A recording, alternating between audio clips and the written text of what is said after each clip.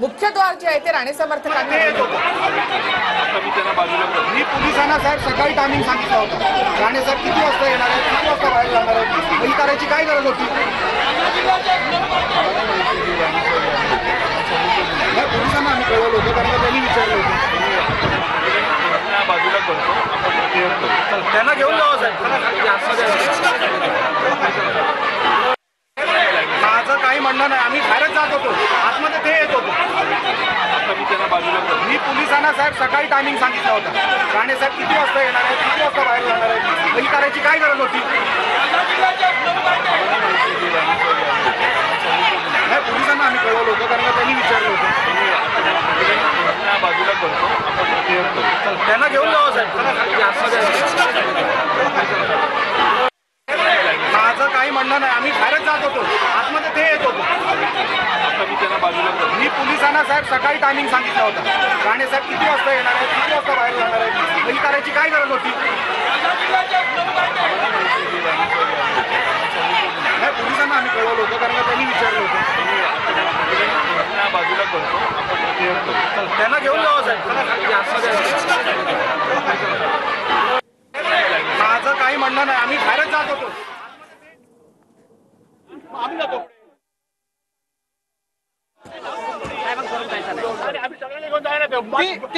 वाट मोकळी करूया. तुमची वाट आम्ही मोकळी करतो. इथे काही करायचं नाही, आपण आता भाजपाचा भ्रष्टाचार जगाला दिसला पाहिजे. भाजप जिथे तिथे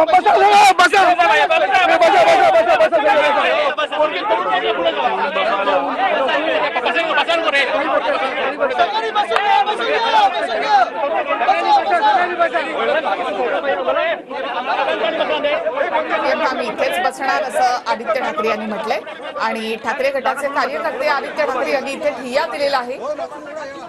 राजकोट किल्ल्यावर सध्या महाविकास आघाडीचे नेते ठाकरे गटाचे कार्यकर्ते मोठ्या संख्येनं आणि त्यांनी तिथेच आता ठिय्या दिलाय. तर मुख्यद्वाराच्या जवळ नारायण राणे आणि त्यांचे समर्थक आहेत. कोणत्याही प्रकारचा तणाव निर्माण होऊ नये यासाठी राणे आणि त्यांच्या समर्थकांनी इथून निघून जावं. ते गेल्याशिवाय आम्ही राजकोट किल्ल्यावरून हलणार नाही असं आदित्य ठाकरे यांनी म्हटलेलं आहे.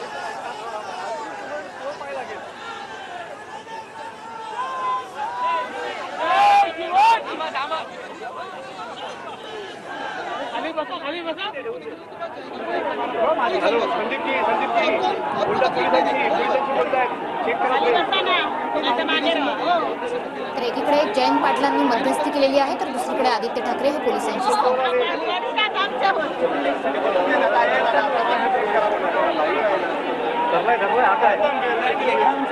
उनसे बात कीजिए. मैं इसलिए हुआ क्योंकि मेरी जिम्मेदारी सारे लोगों की है, चिंता कोई नहीं. ऐसा नहीं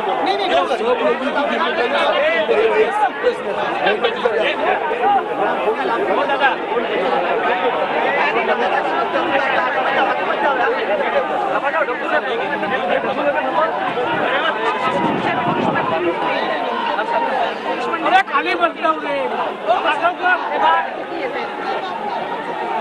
जयंत पाटील साहेब बोलायला. जयंत पाटील साहेब त्यांच्याशी बोलतायत. धरतो धरतो धरतो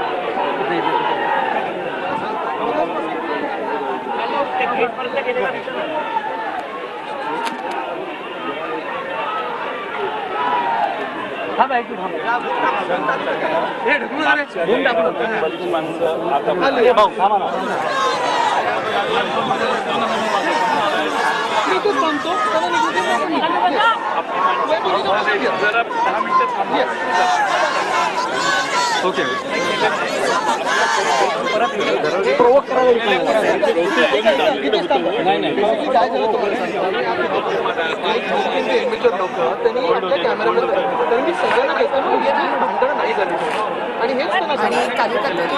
ठीक आहे जाऊ देते ना मग आपण निघू काही प्रॉब्लेम त्यांना सगळ्यांना घेतो शांत नाही का वैभवजीने सांगा तुम्ही सगळ्यांनी तिथे थांबून कंट्रोल करा आणि शांत राहा सगळ्यांना सांगा आपल्याला इथे भांडण नाही करायचे